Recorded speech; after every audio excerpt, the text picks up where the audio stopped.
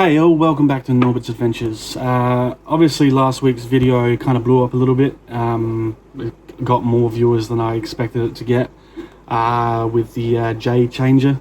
It got a bit of attention from people like Blake's Aquariums as well, so it was good to see him jump on and subscribe to the page as well. I think he commented on the video as well, so hello. Another Aussie trying to make it a little bit bigger than normal.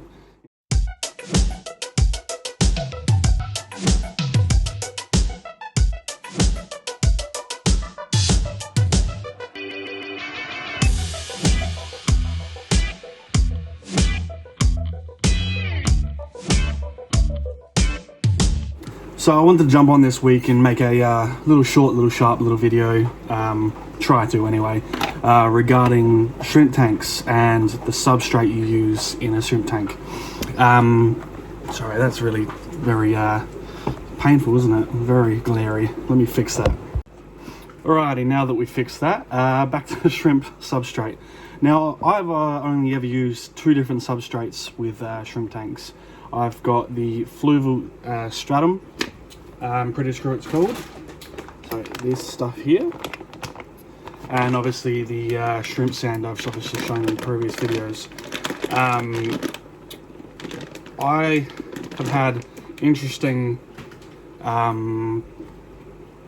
sort of results with the fluval stuff. It works alright for a little while, and then as it goes on I'm starting to have issues with clouding of the water. Now I've been told that that's because of fertilizer in the fluval stuff. Whether or not that's true or not, I'm not too sure behind it. I'm not sure how that substrate works in general, I guess. But yeah, I have had no issues with it to start, but now obviously I've pulled out a lot of the plants and stuff and moved it all around a bit, and yeah, it's starting to get cloudier with those tanks, and I'm not too sure how to get rid of it without using stuff like clarity, and even then it doesn't work. So, you know, if anyone has any ideas regarding that, would be wonderful to know. Other than that, the shrimp sand I showed you guys a few videos ago, I've now adapted that in most of my tanks, besides the ones I use the fluval sand in, or the fluval substrate. And so far so good. I haven't had any issues. Obviously with the Panda project tank with the Snow Whites in there now, perfect. There's probably about 5 mil, you know, worth of substrate at the bottom of it, and no issues. Same with the Cherry Black and the Yellow King Kong in the other room. I've had that stuff in there after I was having issues with the bare bottom tanks. Threw that in there, haven't had an issue since. Same with the Blue Bolt tank, the Green Jade tank, and the Sunkissed tank. The Sunkissed tank is a bit more of a debris field on the bottom of it, as there's a lot more shrimplets in there. But other than that, pretty much the same. It does hold the debris rather well, and it does sink to the bottom better than it does the stratum stuff. But yeah, again, I haven't been able to find a fault for this stuff. But it'll be wonderful to hear what you guys use. I know there is a lot of people out there that use like play sand or some sort of just normal finer sand. So, you know, it'll be good to find out what you guys use and what you think is the best substrate for shrimp. As I'll be looking to obviously going through those fluval tanks and clearing it out, because I'm sick of the cloudiness, to be honest.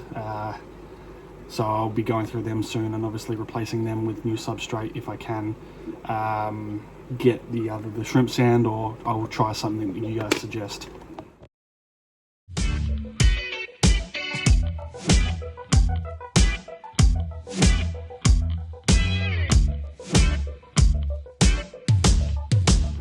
So moving forward past the substrate with shrimp, for those of you that have been paying attention to my Facebook page on a daily basis, or even my Instagram, you would have seen me post about my Corys recently. I've thrown in some more filters into my 2-foot tanks, just for some airflow, as I know some of the Corys and some of the plecos like airflow is in their tank. Within 24 hours of putting in a one of the bigger Enheim filters inside my albino Cory tank, they painted 2 walls with eggs, as well as the top of the filter itself. Again, within 12 hours, they'd been eaten. I'm not too sure if it was the L377s that ate it, or if it was just the albino Corys themselves that ate their own eggs, because I know they do that. Same with the Venezuelan. They've been laying on a regular basis as well, been pretty much eating their eggs as they go, unless it's the L002s.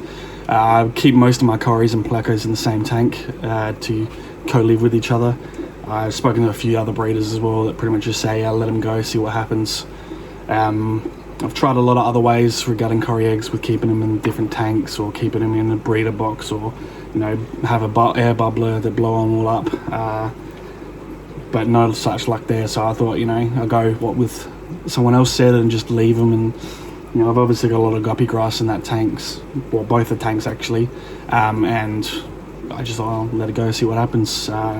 No luck just yet, but I have found a small Venezuelan black Cory in the tank, so that's a good sign. At least one of them survived out of probably about 5 batches that laid. So,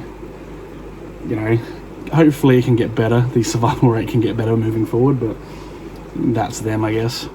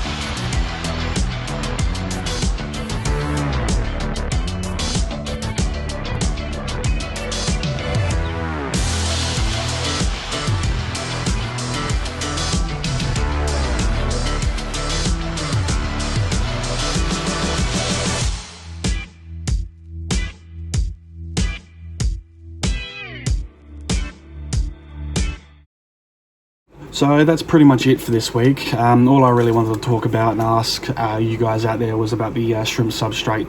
So if you guys have got any ideas regarding shrimp substrate, whether it's sand, some sort of planted pot soil stuff, throw a comment down below, send me a message, let me know what you think.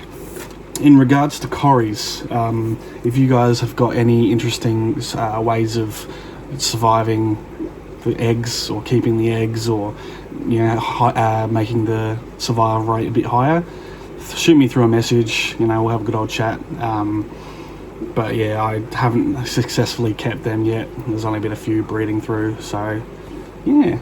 But as always, hit the like button, subscribe, and I'll see you next week.